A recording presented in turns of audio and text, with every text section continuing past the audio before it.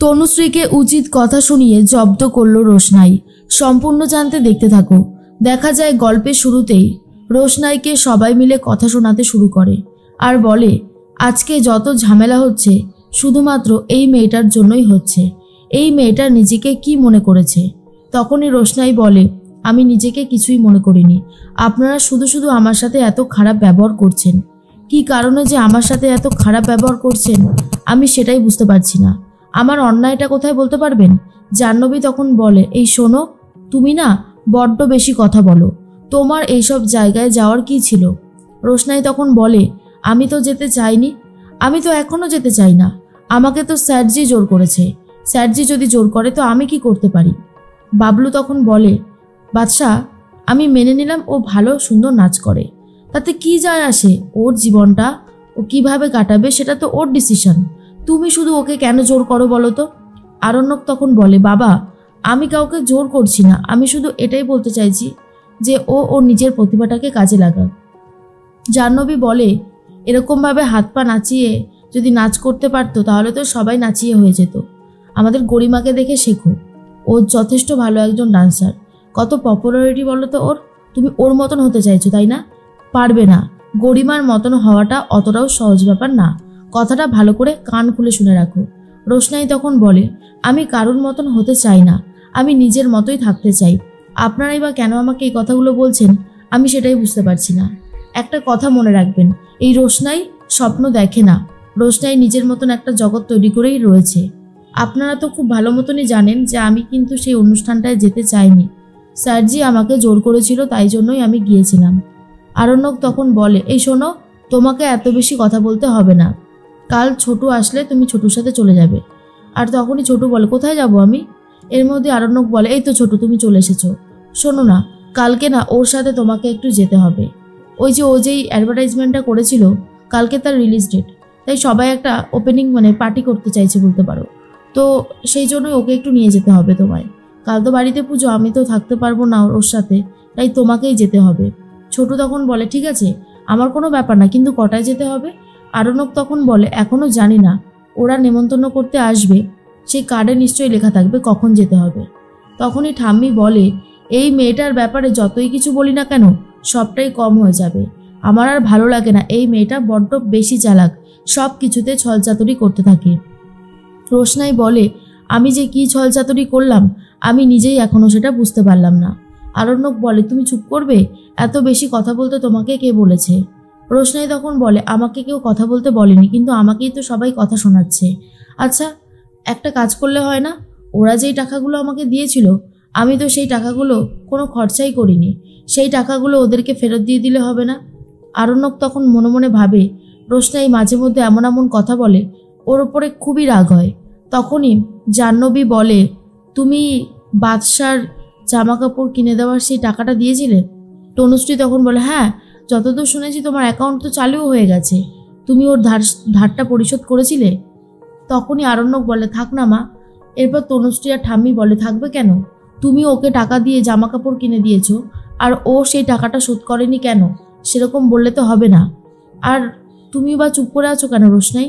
তখন আরণ্যক বলে আমরা যেরকম স্ট্যান্ডার্ড সেরকম যদি ওকে স্ট্যান্ডার্ড না রাখি ব্যাপারটা অন্য রকমের লাগে। এতে আমাদের মান সম্মান আরও বেশি করে খারাপ হয়ে যাবে।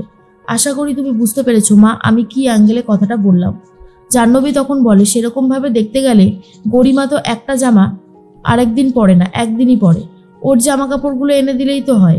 রোশনাই পরবে। তখনই রোশনাই বলে না, আমি ওই জামা কাপড় পরবো না।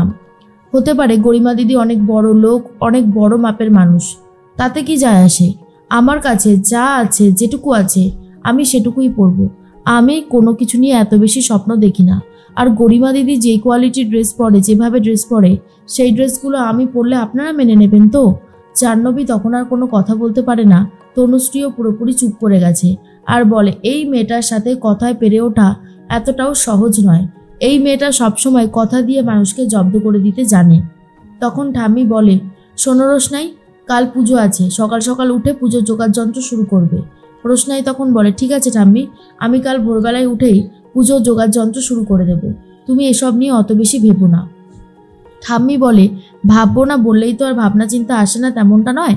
ভাবনা চিন্তা আসে, কথাটা ভালো করে মাথায় রেখো। রোশনাই মনে মনে ভাবে, যা হচ্ছে সেটা ভালো হচ্ছে না, সবাই মিলে শুধু আমাকেই কথা শোনাতে থাকে। তাদের বাড়ির ছেলে সবার সামনে রয়েছে, কই সেই ব্যাপারে তো কথা বলছে না। এর মধ্যেই বাড়ির বেলটা বেজে ওঠে। আরণ্যক গিয়ে দরজা খুলে দিতেই দেখে সেখান থেকে লোকজন চলে এসেছে আর বলে, আমরা রোশনাই ম্যাডামের সাথে কথা বলতে এসেছি। আসলে আমরা ওনাকে নিমন্ত্রণ করতে এসেছি।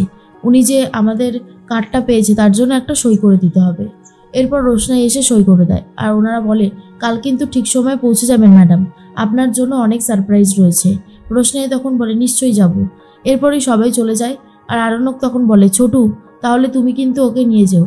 ছোটু তখন বলে, ঠিক আছে আমি নিয়ে যাব। রোশনাই তুমি কিন্তু তৈরি হয়ে থেকো, বেশি লেট করো না।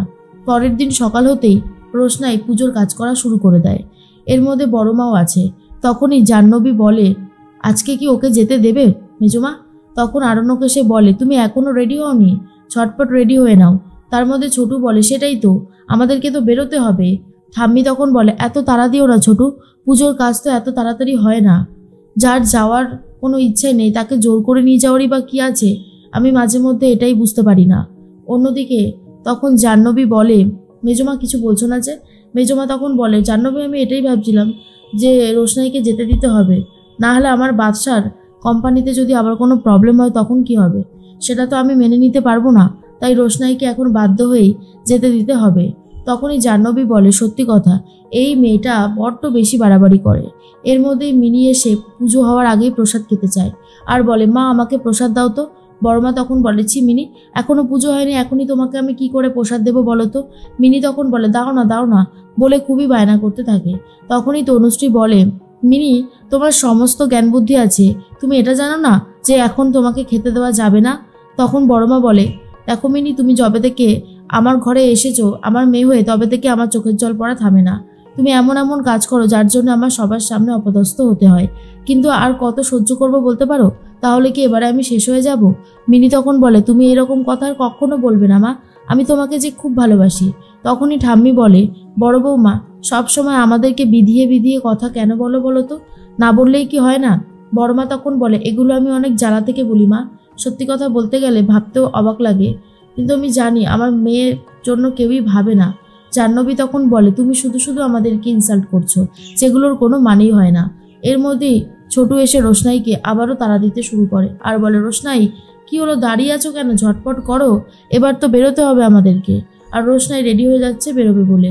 অন্যদিকে মনে মনে তনুশ্রী ভাবে, এই মেয়েটার যে আর কি কি আছে কপালে কে জানে, আমাদের বাড়ি থেকে যতদিন না বেরোচ্ছে ততদিন আমাদেরকে শান্ত করে থাকতে দেবেই না এই মেয়েটা।